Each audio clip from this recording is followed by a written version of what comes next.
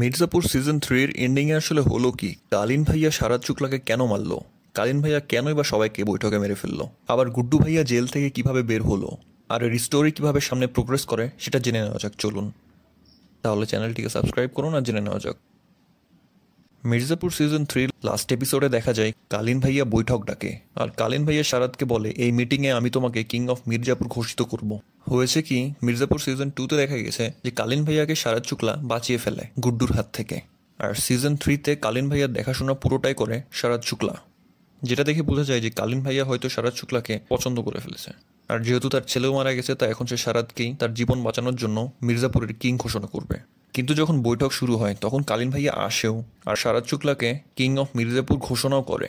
কালীন ভাইয়া আরও বলে যে তুমি হচ্ছ মির্জাপুরের শেষ কিং, আর এটা বলে কালীন ভাইয়া শারাদ শুক্লার উপরে গুলি চালিয়ে দেয়। আর বৈঠকে বাকি যারা ছিল সবার উপরে কালীন ভাইয়া একা গুলি চালায়, আর সবাইকে কালীন ভাইয়া নিজে মেরে ফেলে। আর কালীন ভাইয়া শেষে বলে যে এখন থেকে মির্জাপুরের আর কোনো কিং নাই। সেই জায়গাতে পুলিশও চলে আসে, কিন্তু সে কালীন ভাইয়াকে মারে না, বরং কালীন ভাইয়ার সাথেই কাজ করে। পুলিশ কালীন ভাইয়াকে বিনা ত্রিপাঠীর কাছেও নিয়ে যায়। এখন এখানে প্রশ্ন হলো, কালীন ভাইয়া বৈঠকে শারাদ শুক্লা সহ বাকি সবাইকেই কেন মেরে ফেললো? এর পিছনে কি কালীন ভাইয়ার কোনো মাস্টার প্ল্যান আছে? আসলে ঘটনা একটু আলাদা। এর পিছনে কালীন ভাইয়ার কোনো মাস্টার প্ল্যান নাই, মাস্টার প্ল্যান হলো মাধুরীর। সিজন 3-তে দেখা যায় যে মাধুরী কালীন ভাইয়ার কাছে যায় আর যে বলে যে তোমার ফ্যামিলি আমার কাছে আছে, আর গুড্ডুও জেলে বন্দি আছে আমার হেফাজতে, তো তুমি যদি দুইজনকেই চাও তাহলে আমি যা বলবো তাই তোমাকে করতে হবে। তাই মাধুরী কালীন ভাইয়াকে থ্রেট দিয়ে বলে যে এখন আমি যা বলবো তাই করবা। মাধুরী কালীন ভাইয়াকেই বলে বৈঠক বসানোর কথা, আর বৈঠকে সবাইকে মেরে ফেলার কথাও। আসলে মাধুরী চেয়েছিল ক্রাইম ফ্রি একটা এরিয়া বানাতে, অর্থাৎ যেখানে কোনো ছিনতাই, সন্ত্রাসী, চুরি কারবার, মারামারি থাকবে না।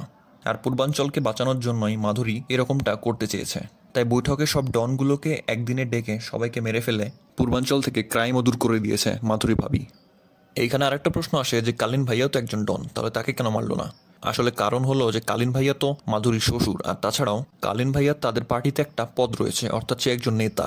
এছাড়া এমনটাও হতে পারে যে ইন ফিউচার মাধুরী ভাবি কালীন ভাইয়াকেও মেরে ফেলতে পারে।